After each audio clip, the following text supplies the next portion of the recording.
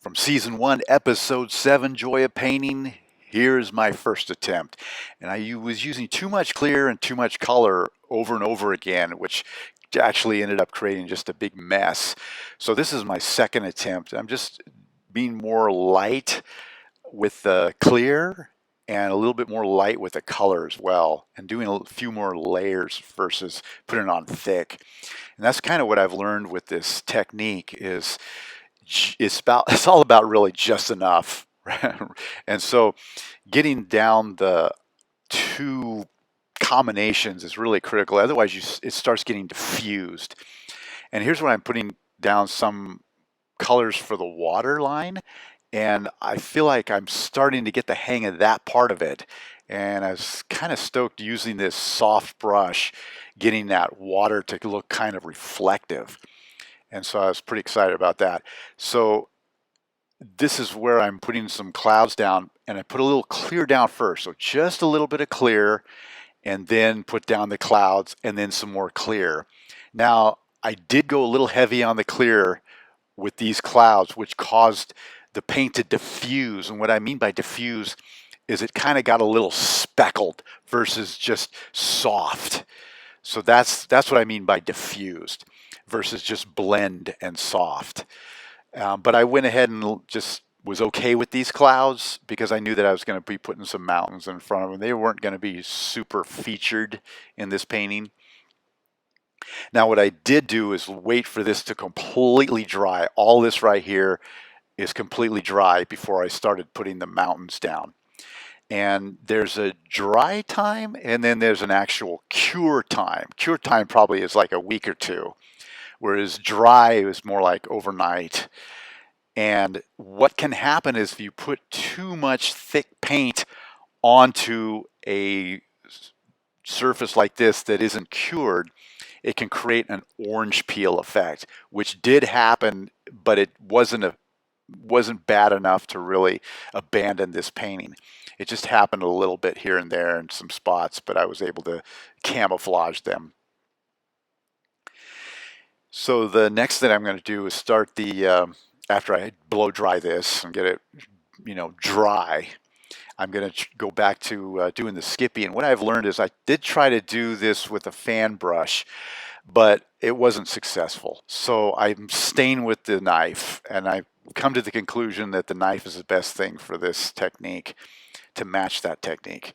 And one of the things that I did learn also is that it makes it easier to push away from you versus pulling towards you. Now, right now I'm pulling towards me and I'm actually struggling.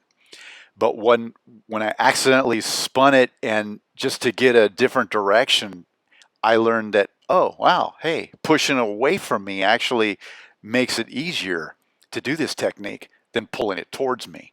So I started to learn to do it that way from that point on. And here I'm putting now in some of the shadow. And here's where I started to realize, oh, now I realize that I'm pushing to my right, but it is still pushing away from me versus pulling towards my body. And I'm getting much more control as a result of that. And so I've learned, hey, this is working. So there you go. Another happy accident in the world of joy of painting. So I wanted to, that was that mountain range on the right. It was the very furthest mountain range. And then this is the next mountain range, kind of connected to that mountain range, but it needed to be a little bit more delineated, just a bit. So the next thing I'm going to be doing is the mist at the base of this mountain. This was another difficult. This is like kind of like the water line thing. It's about being, I would say go light on this. The problem with it is you go back and forth with the clear and the white and the clear and the white and clear. It creates a diffusion, that speckledy look or appearance that you don't want. So I ended up actually putting an over amount of white to cover up that stipple effect, which turned out to be another happy accident after I started putting this foreground mountain down. Now, it was all completely dry overnight before I started doing this foreground mountain. And then I did blow dry this background mountain too as well. But what I learned is that it the mist in the background that kind of drifted up and kind of went all over the whole background mountain, the very farthest mountain, created a real extreme contrast between the two mountain ranges, which I really liked and actually turned out to be my most favorite feature of this painting. So now I'm doing the exact same process as I did with the other mountains, just doing the skippy. Now here I'm pulling it towards myself, so I just contradicted what I said earlier. But I think what the idea is, I think when I'm pulling it away from me, it's like I'm pulling it off to the right, which seems to have helped. And now I'm going to do the mist with this, and this is where I run to really be careful. So I just did a little bit. Oh no, I'm sorry. I'm doing the clouds first. So these are the clouds that are going in front of that background mountain. The same way as I did the other clouds. It was just clear, white, and then clear. And these ones I wanted to be transparent so you could still see a little bit of the mountain. So they're kind of wispy clouds.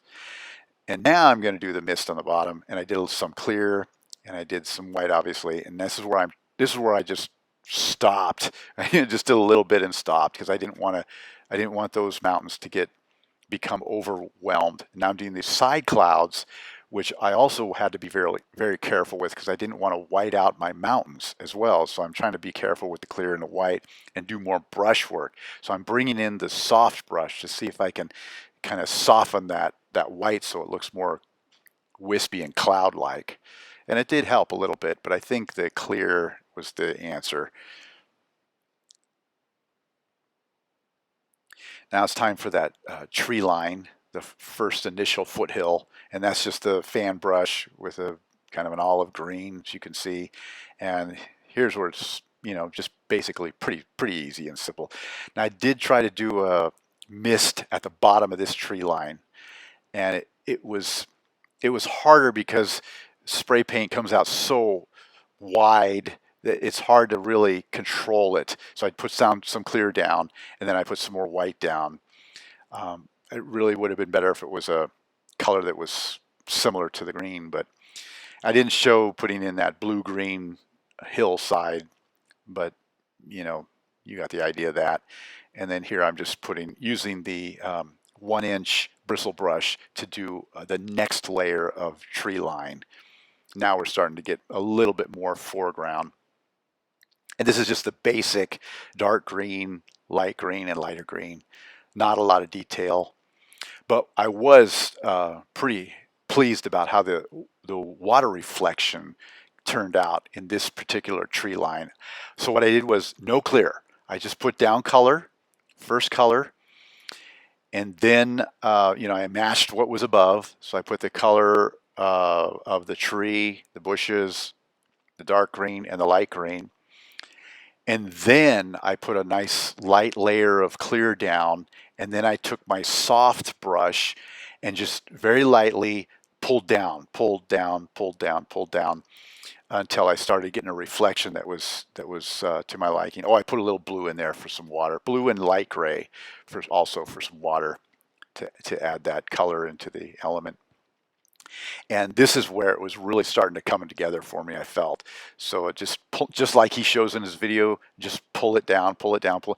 And then I put another little bit of clear down, and then I went horizontal.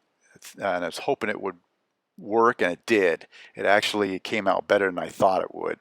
So that's where I stopped. I think I just put another splash of clear just to blend it a little bit, but then I stopped. Now I'm just putting down the terrain. That's that dark brown.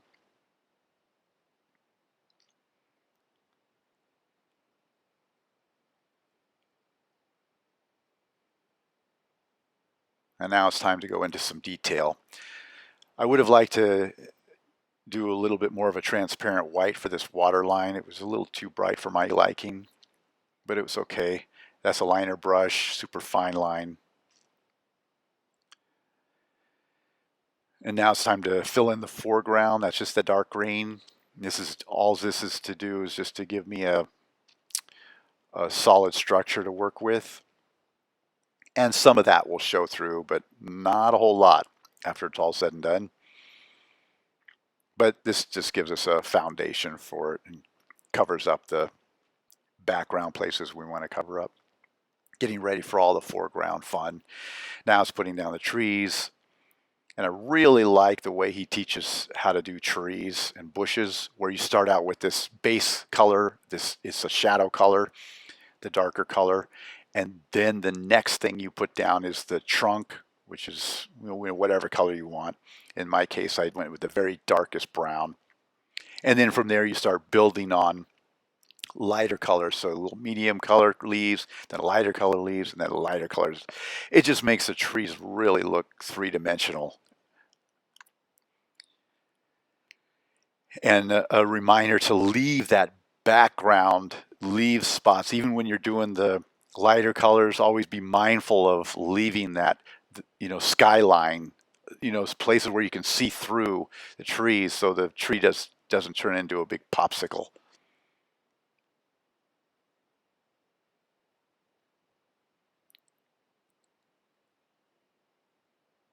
More trunks, twigs, little branches here and there, and then start building from there, making sure that you also leave little space so you can see the branches as well as the darker color shadow of the tree.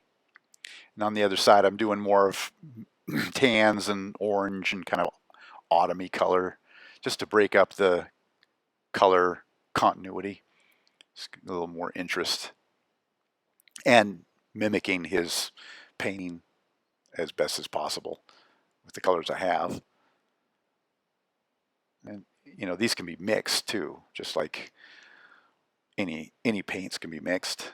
And I do that. I start out with a dark orange, and then I start lightening the orange, and then lighter until I get to a bright yellow, creating that super depth and three-dimensional value.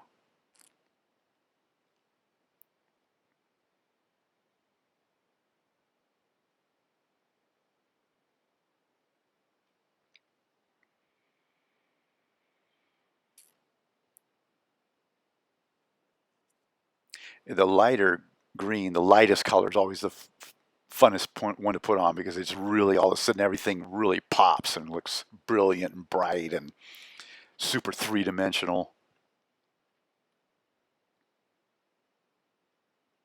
More twigs.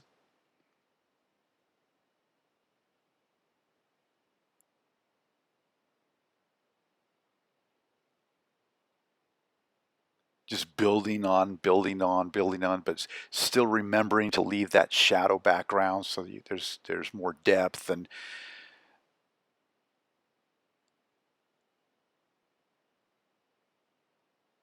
it's better to pick the color you want, test it out off to the side, and then put it down, rather than putting down a color and you say, oh, I don't like that, and then putting another color over it, because that just starts to cover everything.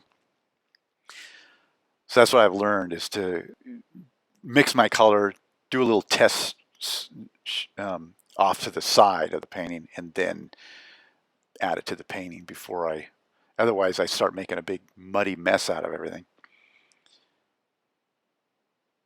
And here I'm just doing the terrain. I just did a dark brown with the ivory. That seems to be my go-to. Now, here's where I'm doing the water reflection for the bushes above. I put down the green and the orange, but I didn't put any clear down first. I just put the colors down. Then I put the clear.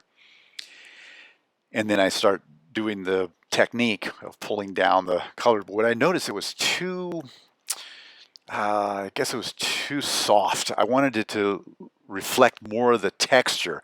So I came back with some of the color and I added it with a stippled effect to get more of that, so you could see more of the leaves rather than it being more like a mirror reflection, soft version of the bushes above. And that's what so I just put a little bit more of the color in, and I used the 1-inch bristle brush to do that, so it'd have a little more texture. So I did that, and I kind of kept dabbling at it, kept dabbling. I kind of had to go above too on the land to mimic what was on the water, back and forth a little bit until I got it so it somewhat matched better. And then I just shot that whole thing with a little bit of clear just to help it blend a little bit more, but not a lot, just enough to kind of give a little soft edge to it. And I really like how it turned out. It really came out cool. Now I'm just doing the water line.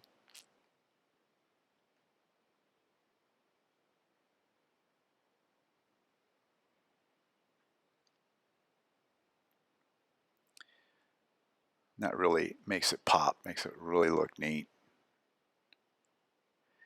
Some more bushes, more details. Oh, the dead tree. So you notice I pull up. All the paint starts out in the brush, and if you started from the top down, you'd have a big blob at the top. So you got to start from the bottom, and then as you pull up, the paint leaves the brush, and that's how you get the real sharp branches at the top. And then I just put a very subtle highlight on the left edge of all that. And then back to just detailing in, filling in, highlighting, a lot of highlighting. The highlighting is what does it. That really makes it all come to life. I really like that part of it. You could even add white. I added white to some of the tree, and that even makes it look, wow, that, something's happening. It's glistening. And that about wraps it up for this painting. And here's the final one. And here's Bob's version. Hope you enjoyed this. Thank you so much for watching, and I hope you get a chance to do one of these paintings yourself. Thank you so much, and take care.